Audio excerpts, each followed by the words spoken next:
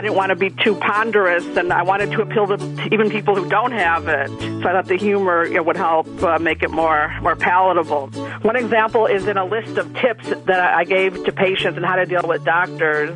For God's sake, you're a woman. Wear a skirt. Listen to your mom and put on some lipstick. Speak in comforting, soft tones. Wear a wedding ring, even if you're not married. In other words, give them more Laura Bush and less Hillary Clinton. Welcome to the Migraine Again podcast, helping you eat, breathe, survive, thrive, and engage better despite migraine. If you or someone you know struggles with migraine often, join us for today's insightful conversation. Now here's your host, the founder and managing editor of migraineagain.com and co-host of the Migraine World Summit, Paula Dumas. Can we find anything at all amusing about migraine? Today's guest thinks so. She uses her journalistic chops and her natural wit to give us a dose of comic relief. We'll introduce you to her and separate migraine truths from myths in just a moment. Feel like you've tried absolutely everything for your migraine attacks without getting relief? Don't be discouraged. There's hope one click away on the migraineworldsummit.com website. Each year, we present conversations with 36 world-leading experts discussing the latest migraine treatments. Board-certified headache specialists from the Mayo Clinic, Harvard Medical School, Stanford, UCLA, and King's College London, offering insights to help you make real progress. You can also get our exclusive migraine treatment directory of over 250 different migraine therapies that people just like you are using today. Get an all-access pass to watch it anytime, anywhere, on demand at migraineworldsummit.com. You'll be glad you did.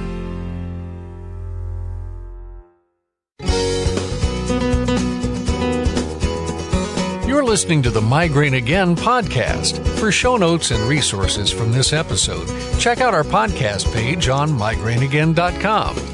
And now, once again, here's your host, Paula Dumas. A longtime friend of Migraine Again, Paula Kamen is the author of 4 books, including All in My Head, an epic quest to cure an unrelenting, totally unreasonable, and only slightly enlightening headache. And she's the Paula that I've always wanted to be. So hopefully today won't be too confusing for you. Paula's articles appear in Ms. Magazine, the New York Times, and the Washington Post. A former New York Times columnist on migraine, Paula Kamen has thrived in her journalism career despite a lifelong battle with migraine. So, Paula, welcome, and thanks for being with us today. Thank you. So happy to be here. Paula, when did you first experience your first migraine attack?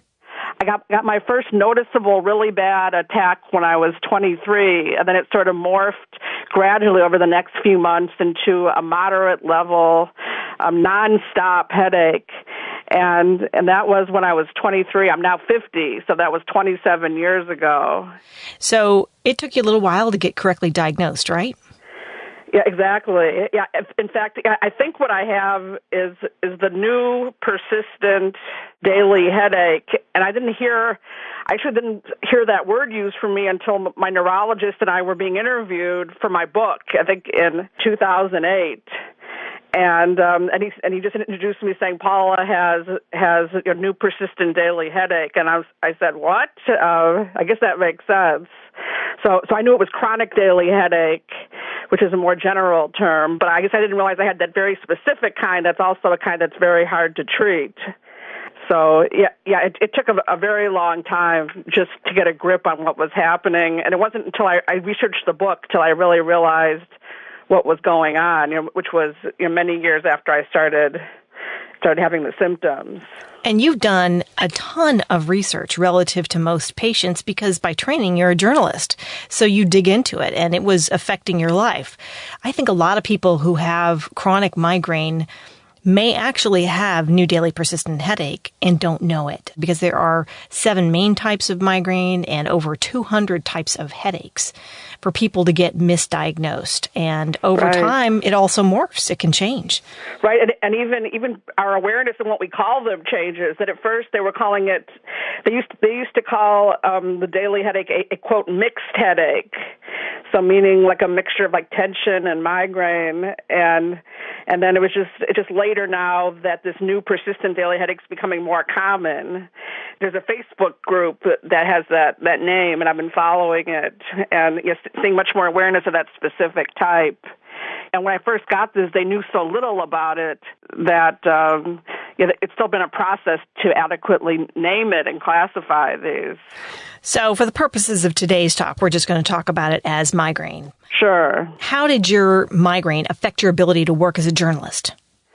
Yeah, it was really horrible, especially, and I'm realizing in retrospect, it was more the drugs than even the pain. This happened right after my first book came out in 1991. It was right after I turned it in before it was published when I was 23. And then I got a book contract with a big publisher to do one about young women's sexual attitudes, and that was due in 1994. I got the contract like in 1992. I thought I had plenty of time, 2 years, and then I ended up turning it in about 3 or 4 years late because from about 1991 to about 1996, I was on all these different drugs, and it was very hard to concentrate. And it wasn't until I got off about all of them that I was able to start writing and focusing again. And also when you first get the headache, I mean, it was very bad, of the pain. You're just totally unequipped to deal with it. So it just totally shattered every concept of what it was to write. And I also, like a lot of people, have fatigue with it. So it took me a while to sort of rebuild the life. And then I was able to write my last 2 books relatively quickly, just not on the massive amounts of drugs, and then being more organized and knowing about pace and changing my whole outlook on everything. But it took many years to get where I was working again. So it's still tough. Where basically I say that my energy is still limited. So I have 2 kids now, and they take a lot of my life force. Well, we're going to come back to the kids in a second because that's another whole challenge. But, you talked about having 2 years to write this book. Yet when migraine steals half of that, and we're just going to call it migraine plus any of the disabling effects from some of the medications you were using to treat the migraine, right? When it steals half of that time, suddenly all of your cushion goes away. Yes, I was never more frustrated in my life that I would keep thinking with each drug that would be it, and I was the only one who was, quote, unresponsive to the drugs, and then I would have horrible side effects, and even getting off of them. Like I remember being on very, very high levels of Klonopin and then having extreme withdrawal trying to get off of that. So actually, a lot of the withdrawal was even the worst part, where it just made writing impossible. And I have a very strong will, and I tried so hard to push through it, and it didn't. For the first time in my life, just pushing through something didn't work. So with the pain, the drug side effects was even worse. The withdrawal when I tried to get off of the drugs, that was probably the worst thing. Well, I don't know if it was the drugs or the migraine or just your talent, but the net result that came out in your book was so incredible. Oh, thank you. I have to say, a lot of books are informative about migraine. Yours is also funny. Yeah, thanks. See, I figured I had no choice. Well, there is the inherent absurdity of having a headache, which seems like the most common, mundane, easy-to-treat thing that ends up being a major disability. And then the absurdity that you will basically try anything. That I was so desperate that I only knew how to survive without a headache, and I would have basically done about anything and paid anything and done anything to get rid of the headaches.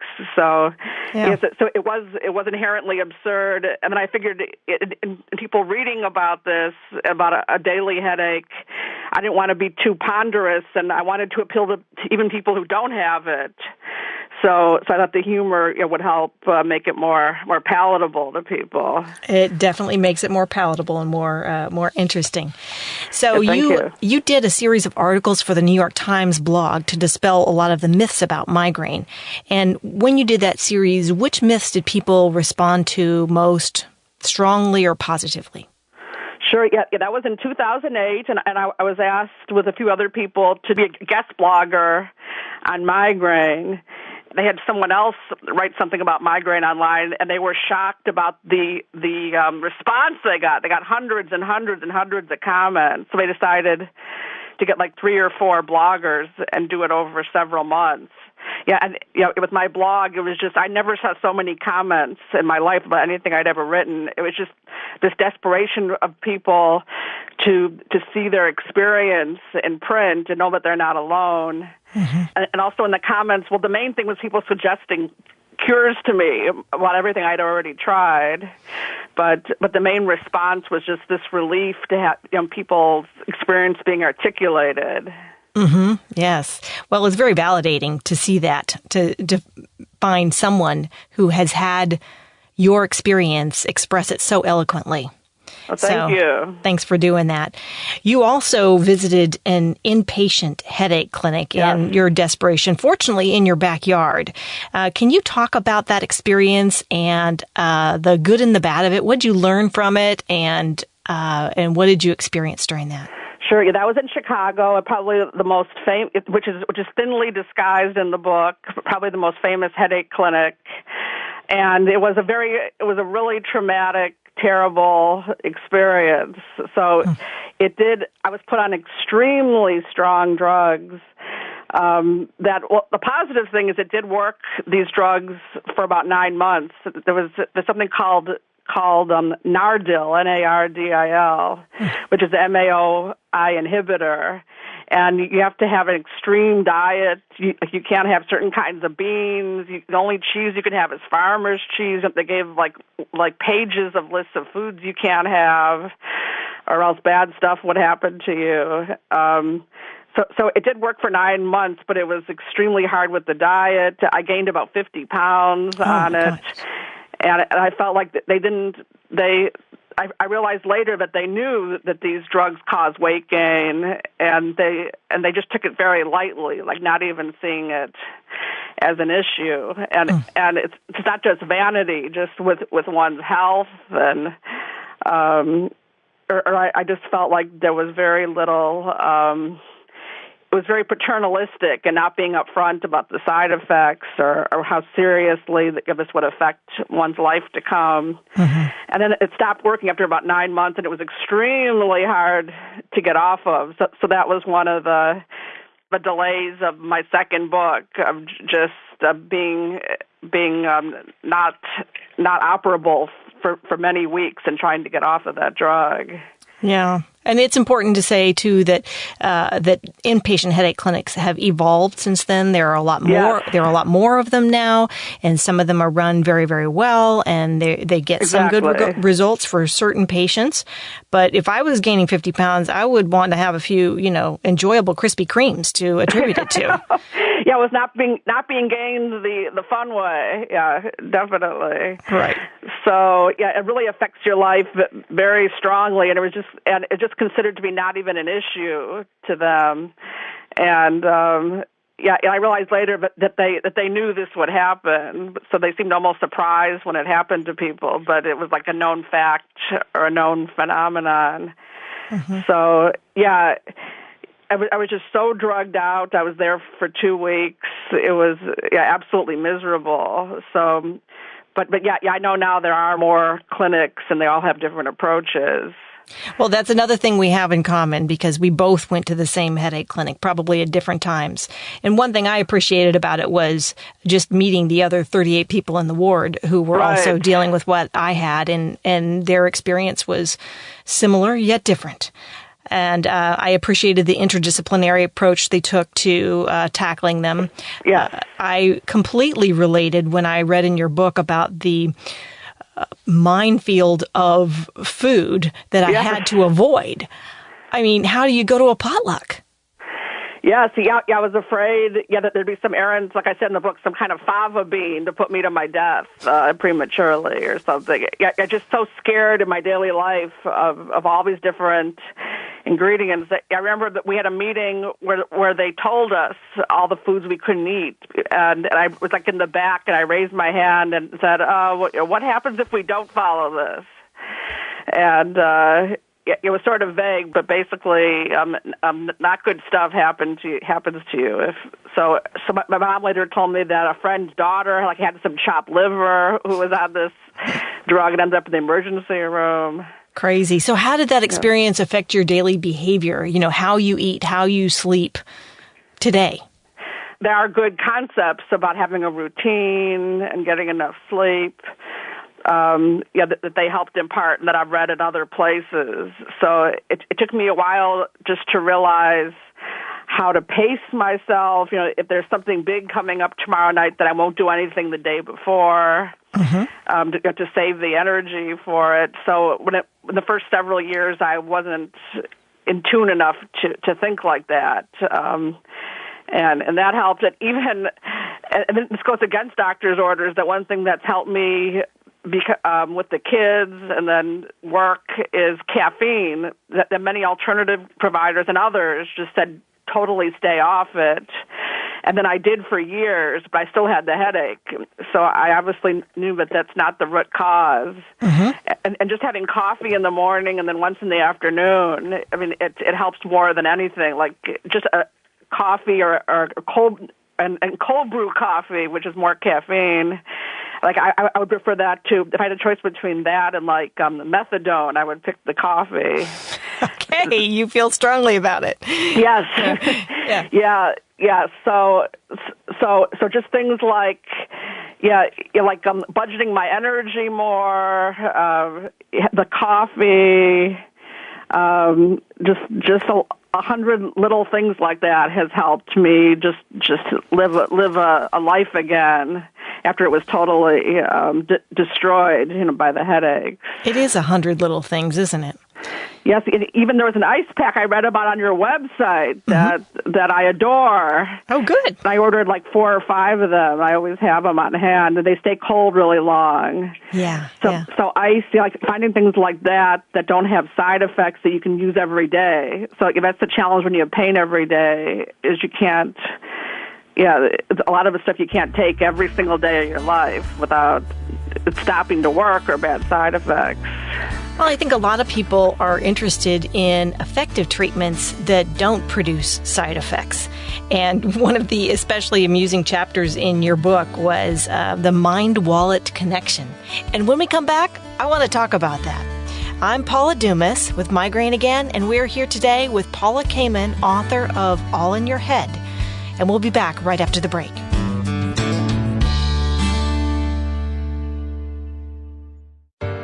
A thief is on the loose, breaking into 1 billion homes around the world like yours. This thief doesn't want your electronics or your jewelry. He wants your work days, your wallet, your relationships, and your most precious moments. On the street, he's known as Migraine. Ever heard of him? Lucky for you, your best defense is one click away at migraineworldsummit.com. Each year, watch 36 world-leading experts, including top patient advocates and headache specialists from the Mayo Clinic, Harvard, UCLA, and King's College London. Get an all-access pass to watch it anytime, anywhere, on demand at migraineworldsummit.com. You'll be glad you did.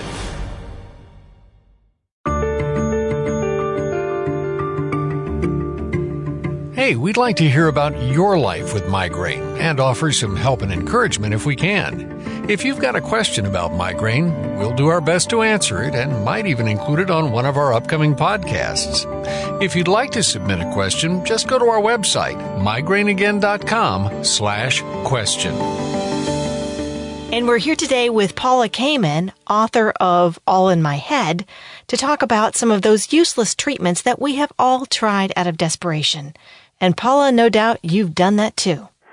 Yes, and as I was telling you before, it's literally endless with alternative medicine. You can make it a full-time job for probably just never stop. There's always more therapies. There's always different providers who say their approach to that therapy is different. There's always new supplements. It was just financially that you're so desperate you'll do anything. If someone says that they need to have you for 10 treatments for $80 each, you'll do it. and of something, no matter how crazy it is. And I feel like I was vulnerable because like so many people, I didn't know anything about this and didn't know what the cause was. So it wasn't until I did the book and realized a lot of the neurology behind it that it makes sense why none of these things cured it. You know, why a massage wouldn't, quote, cure it, but then how they could, but they can help, you know, to relieve the pain temporarily. And I did benefit a lot how to cope and live with it with some philosophies from alternative medicine. There's a big one that's dangerous that talks about with the mind-body connection where it gets sort of warped, blaming the victim, saying it's their attitude or they have a migraine because they're angry. But other philosophies, more like Buddhist, about detaching yourself from the pain and observing it and not like almost seeing it as a fire that you're tending, but you're not in the fire and getting all burned up by it, to getting all emotional about it like I was the first several years. So yes, I write about that in the book, different philosophies with meditation techniques, you know, of observing it and not getting totally, like I said, burned up by it. So that I use in my daily life. Good. Now, there are some useful concepts. Yeah, very. Yeah, but being pummeled by a Russian masseuse is probably not one of them. Yeah, I just went to a health food store here in Chicago, and the person checking me out said that she was a masseuse from Russia and she could cure the headaches. Of course, I went, and I basically got beat up. So she was. It was extremely painful where I was just being pummeled. But then I still went back, you know, many times until I realized, it wasn't going to work. But that's how so much of my life was for years, was I just endlessly bumping into people, just on my own or through friends, you know, who recommend something. So my mom nonstop, you know, she would talk about someone she met in the grocery line whose daughter was cured by X, Y, or Z. And it always seemed like I was the only one not getting cured by these things. Why is everyone else getting better and not me? Right. I didn't realize till I did the book just how many people were like me. I thought that I was a freak being quote, unresponsive to drugs, and I was a freak being unresponsive to acupuncture and all these other, and herbs and all these other things. You know, just to realize how little there is to really, you know, that there basically is no cure, that if and how much progress there still needs to be in finding medication to treat it. Well, I'll invite everyone listening to this podcast to write a comment to remind you that you're not alone. There are a billion of us out there, and we just don't hear the voices as loudly as we need to. So now today you continue to work as a journalist and raise kids despite daily headaches. How's that going for you? Yeah, it's still a daily challenge.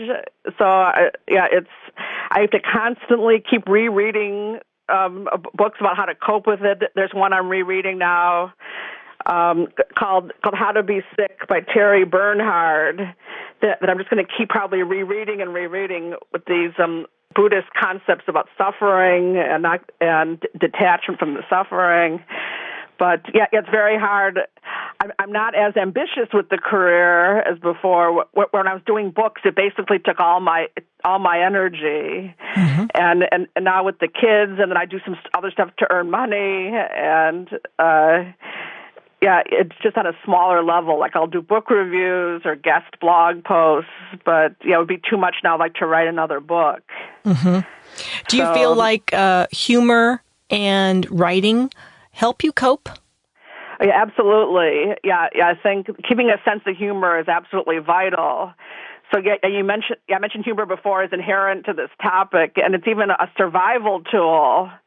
Because and there are some days where I can't laugh at it, and of course it's understandable. But overall, if you can have just a sense of irony about it, it greatly helps. Well, Paula, why don't you give us an example? Oh, sure.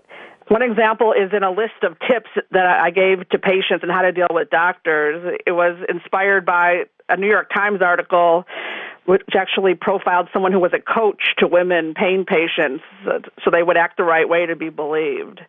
So here's some of the tips. of how to act with doctors. Number 1, don't be shy. Number 2, don't be outgoing. 3, don't be understated about the pain or else they won't believe you. 4, don't be expressive about it or else they won't believe you. That is known as, quote, pain behavior. Then don't joke about anything, just as you would not joke nowadays about carrying a bomb while going through airport security. For God's sake, you're a woman, wear a skirt, listen to your mom and put on some lipstick, speak in comforting, soft tones, wear a wedding ring even if you're not married. In other words, give them more Laura Bush and less Hillary Clinton.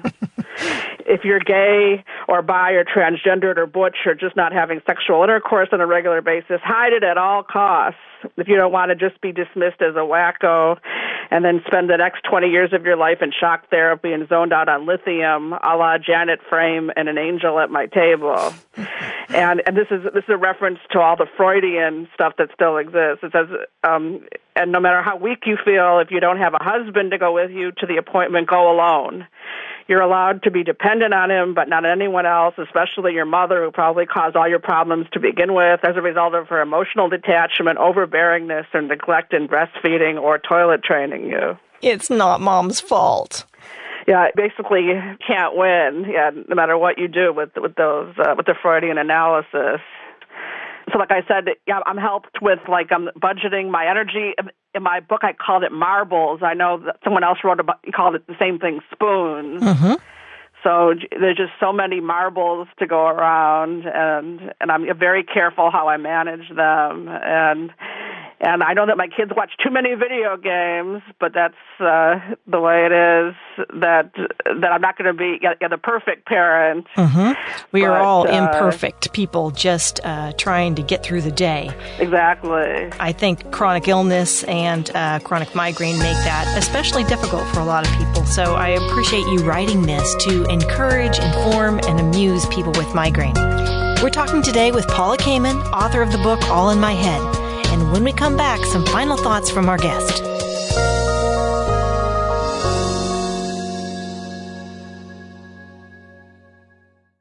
Feel like you've tried absolutely everything for your migraine attacks without getting relief? Don't be discouraged. There's hope one click away on the migraineworldsummit.com website. Each year, we present conversations with 36 world-leading experts discussing the latest migraine treatments. Board-certified headache specialists from the Mayo Clinic, Harvard Medical School, Stanford, UCLA, and King's College London, offering insights to help you make real progress.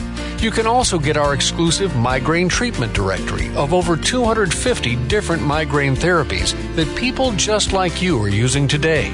Get an all-access pass to watch it anytime, anywhere, on demand at migraineworldsummit.com. You'll be glad you did.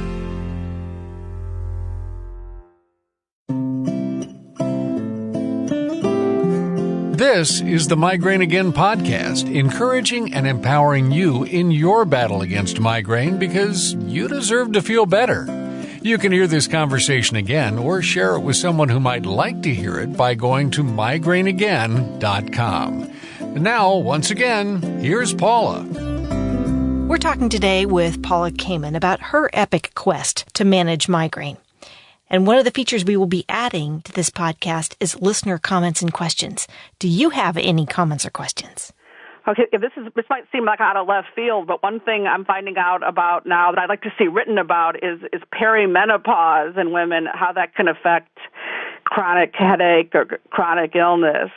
That there seems to be, so this can happen even as early as the 30s, mm-hmm. where there's extreme fluctuations with hormones, and it's like a long process to go from before menopause to after menopause. And I'm dealing with that and realizing how I've never heard anyone really talk about it and how it does make the headaches much worse. And I have had many more full-blown migraines that are connected to that. Interesting. Yeah. So I would like to see more awareness and dialogue and discussion. It's almost like the last taboo is talking to anything involving aging and women. And all I knew about menopause was a lot of people I interviewed said that their headaches got better afterwards, but I didn't know about this rocky time before that, where everything could just get extremely bad. Well, we've got a couple of articles on menopause, perimenopause on our website, and a couple of talks on the Migraine World Summit, and we'll put links to those in the show notes for you and for anybody else who happens to be struggling with that, because you're right, it does get worse before it gets better. And the best news about migraine is that for many people, not for everyone, but for many people, as you go into your 50s and 60s, it does begin to taper off. And I don't know, doctors don't know exactly why that is. Part of it may be we have learned how to manage it better. We have learned, and we do not repeat the exposure to triggers and things that have caused us to suffer in the past. That could be part of it. And it could just be the changing biology that goes on behind the scenes in our bodies, like with hormones, for example. Right. Mm-hmm. Right. Yeah, like I said, I just didn't realize that the transition up to that point, it would be so challenging and affect the headache so strongly. So, there's still so much to learn, and I'm glad that you're on top of everything. I'm definitely learning from your site all the time. Terrific. That's humbling, because I learned from your book, so we can help each other through it. Yes. So, Paula, what's the best place to find your book? I would say probably Amazon.com, where they have a whole variety of new and used copies right there. And then for more information, you can go to my website, which is paulakamen.com. And then I'm on Twitter at Paula Kamen, and I have an author Facebook page also, if you look for Paula Kamen author. Great. That's PaulaKamen.com, and we'll add that to the show notes. Thank you, Paula, for joining us for today's conversation. It's been really enlightening, and I hope this next season of life for you is a little bit more pain-free. Yeah, thank you. I appreciate it. It's been fun. I'm Paula Dumas, wishing you all a pain-free day. Hey, thanks for spending part of your day with us. We hope that you feel encouraged and empowered in your battle against migraine, because, frankly, you deserve better. If you want to suffer less and live more despite migraine, be sure to check out all the great resources on migraineagain.com. Follow us on your favorite social network and subscribe to our free newsletter and this podcast. If you enjoyed today's episode, tell a friend about it, and be sure to join us again next time on the Migraine Again podcast. You'll be glad you did.